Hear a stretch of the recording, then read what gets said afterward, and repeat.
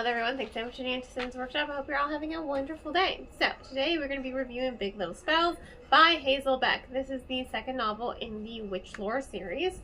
I just saw that a fourth book is announced, so I don't quite know how many books are going to be in this series, but you know what, I'm not mad about it. I love Small Town Big Magic so much, which always shocks my friend Gina, because you would not find this book in fiction. You would not find this book in fantasy. Where would you find it? The romance section. And I tend to avoid the romance section. I don't really like romance because I'm not, when I pick up a book, no fault to anyone and people are allowed to like the things that they like. But for me, romance just doesn't do it for me. When I read a story, you know, I grew up on fantasy, like epic fantasy. Specifically like Dragonlance. So there's like these epic stories going on. Or stories that, you know, they can be simple. They don't have to be epic, but they're really story oriented. While also delving into like that characterization a lot. And even my friend Gina, she tried to read it. She really couldn't get into it. She's like, I couldn't get into it. She's like, there wasn't enough romance. She agrees with me that it really should be in the fiction section. Because it's more like something like this Discovery of Witches. Or Practical Magic, just more with a rom-com feel. And I love my rom-coms. I really do. Shh, don't tell.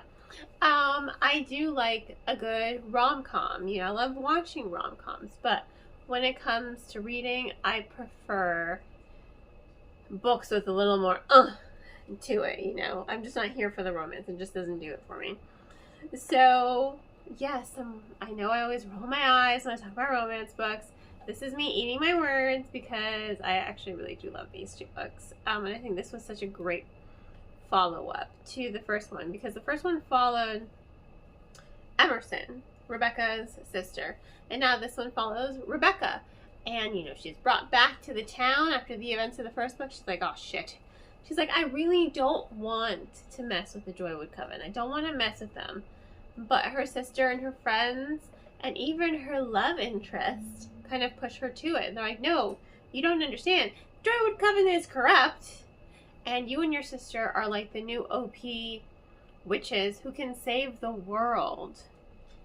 So get your head out of your butt and help us save the world.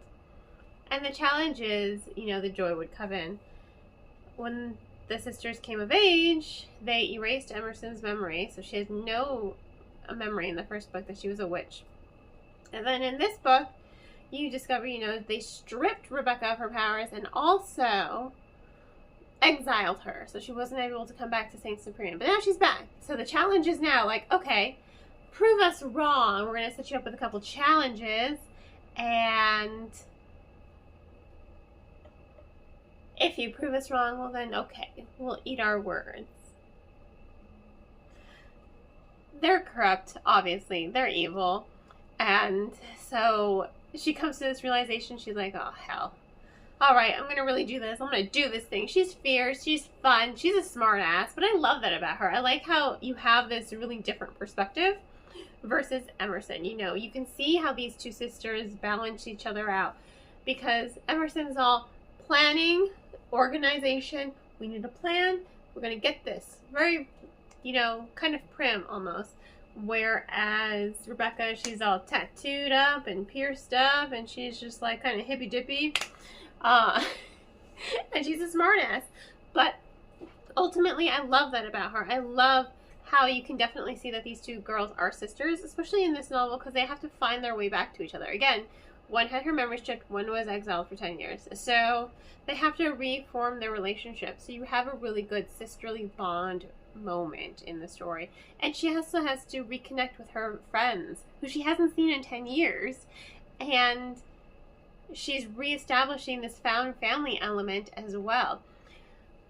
And this is why I like this book, because it really focuses in on the plot. It really focuses in on these character dynamics and giving them the same attention as it does the romance aspect. Now, I love my broody men. I really do. Like Cloud. Cloud. Sorry. I love my broody characters. I'm here for it.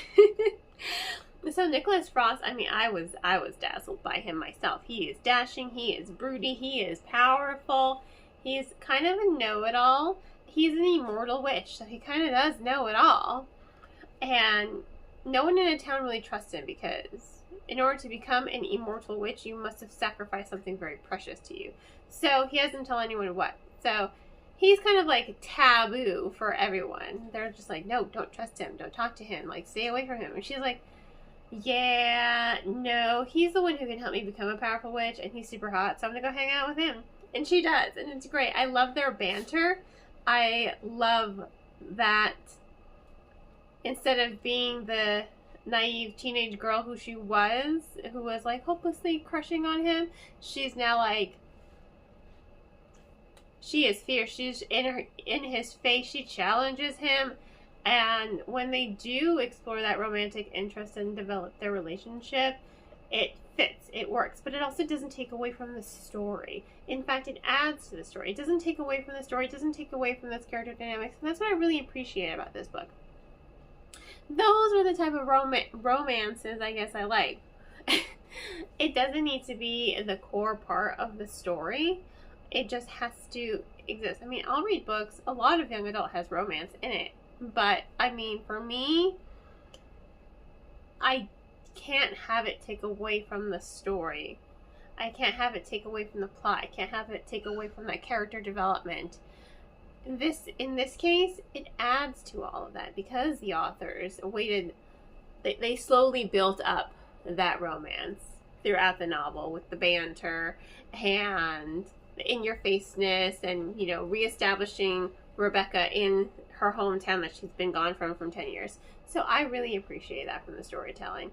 And I loved it. It was fun. It was heartfelt. I love the found family trope. That's probably one of my favorite tropes ever.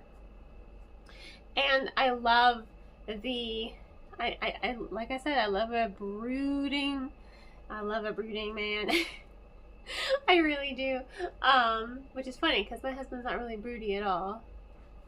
Between the two of us, I'm the doom and gloom girl. But I loved the story because it was really heartfelt and fun and energetic, and it had a really good story. It had really good pacing. It just worked. It just simply worked. And it was, you know, I'm really excited. Truly Madly Deeply, I think, is the third book, and it follows their friend. And I love how each book just follows a separate character in the series. So I'm here for it. I can't wait to read the third book. Super excited that there's a fourth book that's announced, and as a Wiccan myself, I love how the witchy aspect is represented in the book. And I'm all here for witchy books. I love my witchy books. Witchy, you got me. If it's witchy, dime, give it to me. Por favor. In that case, yes, I do highly recommend this book.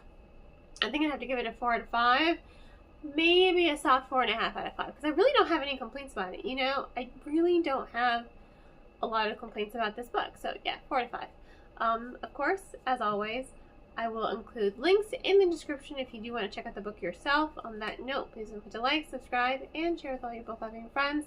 I hope you have a wonderful rest of your day, and as always, happy reading.